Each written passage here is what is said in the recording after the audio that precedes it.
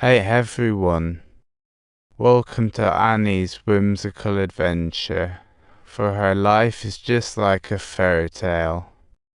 The movie sets up a fairy tale vibe here, but the plot twist is pure dark humor. But hold on, the plot is about to twist just days later. The big news broke that Annie married a lady of the night.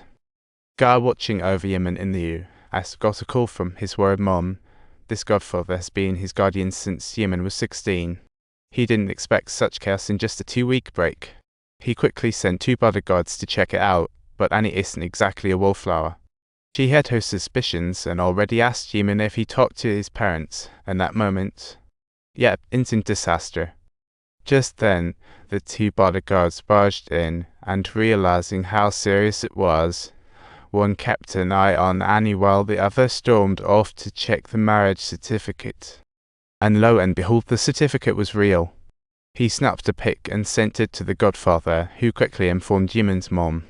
As soon as the other party heard this, they immediately flew into a rage and were preparing to head straight to the mansion to resolve the issue.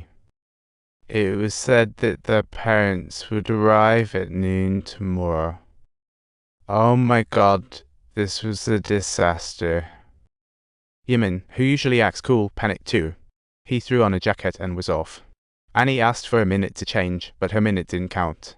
Annie vanished into thin air, leaving Annie to face the incoming storm alone. What can a 20-something girl do in such a situation? She resorted to tantrums as her weapon, trying to control the bodyguard.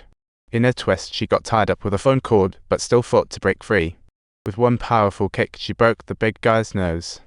Chaos erupted, but thankfully the godfather arrived just in time. When she heard Yemen escaped, she almost lost it. Calls went unanswered, but they had to sort this out. She insisted the marriage needed to be annulled. No wiggle room. She's finally caught a rich second-generation heir.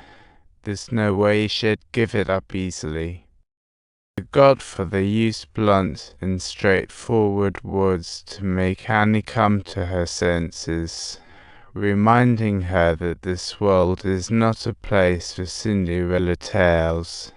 Rather, it's a story where a scheming woman fooled the foolish son of a wealthy landowner into marriage. This case scenario is so overdone, even godfathers can't be bothered, but she refuses to wake up. Annie brandished her ring like it was a royal scepter. Just as she made her proclamation, *whoosh*, the ring was snatched. Because everything here belongs to her father-in-law, including his daughter.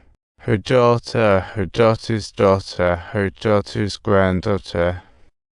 Everything here belongs to Yemen's dad, including the ring. Annie was out of options now. Her defenses were shattered. All she could do was scream, and boy, it was alarming, her only weapon at this point. But then, a fancy scarf covered her mouth. After a moment of calm, the godfather finally got serious about negotiating. He offered a melodramatic $500 to leave his son, which is pure fiction. Instead, she gets a mere $10 for the annulment, then she vanishes. Annie agreed, but she insisted on seeing Yemen first sharp. Now both sides had a goal and set off to find him. But where could this brat be hiding? Now the movie's tone shifted into a road trip to find him in the most clear way. The director made it feel ultra-realistic, emphasizing the absurdity and humor of it all. Sure, there were bodyguards and godfathers, but their search methods were back to scoured each place, asking everyone they met, with a crude approach, no skill, just sheer emotion. The night gradually fell upon them. As the temperature began to decline, a considerate bodyguard handed her a red scarf, and upon seeing this, Annie immediately reacted, thinking, "Oh no, why are you trying to muffle my mouth again?" The more they walked, the more troublesome it was. In desperation, she hung the scarf around her neck, shivering in the New York night. Their roller coaster of misadventures just kept going in their carto. They barely pulled a fast one on the tow truck. They had been driving for what seemed like an eternity, and Annie couldn't hold on any longer. She threw up right on the spot in the car. They finally managed to get a lead at the nightclub, only to find out that Yemen had already left long before. What a stroke of bad luck. Not only could they not locate him, but they also ended up with debts to pay. A series of embarrassing situations reminded them were they getting closer to serving the elite or becoming their victims. Eventually, they tracked down Yemen, who was hiding at Annie's old club, enjoying himself while on the run. When they found him, Yemen was chilling in the VIP room sipping drinks with his rival. Annie had no time for such drama. She naively believed seeing him would solve all their issues. But seeing him all spaced out, there was no hope for a heart-to-heart. Out of curiosity, the godfather showed up, relishing this festival moment. Annie smashed into despair, proving that once proud figures can fall hard.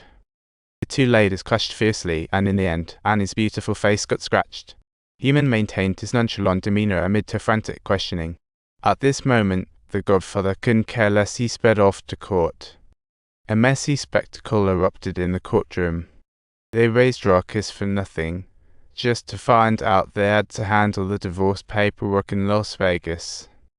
Meanwhile, Yemen's parents were already on their way here. It was time for the godfather to rush and greet them. At the private airport, Annie finally came face to face with her legendary in-laws, and she cautiously greeted them in Russian, which became her lifeline. Too bad this tactic didn't work. Just one word from the mom, and Yemen was on the plane to Vegas. Holding on to a glimmer of hope, Annie continuously tried to persuade him, hoping that Yemen would change his mind and dreaming of altering the situation. Now we have to get on the plane and fly to Las Vegas. Do you understand me? So we're getting divorced. Of course you dope. Those words stabbed Annie like daggers. Thank you, really thank you. She finally resigned herself to fate. This is my last trip in America. The acceptance of her surrender brewed in that moment. This is absolutely hilarious. You're truly something special. Right, let's go. Turns out this marriage was never about love or promises. It was just a game.